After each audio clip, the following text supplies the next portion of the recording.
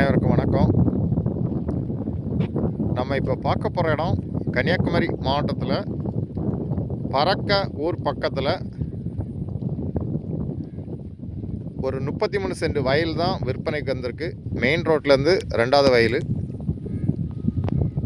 பறக்கையிலேருந்து வடக்கு தாம்பரம் போகிற வழியில் மெயின் ரோடு பக்கத்தில் தான் இந்த வயல் விற்பனைக்கு இருக்குது. மொத்தம் 33 சென்ட். நீங்கள் பார்த்தாலே தெரியும், இதுதான் மெயின் ரோடு. மெயின் ரோட்லேருந்து 2வது வயல்.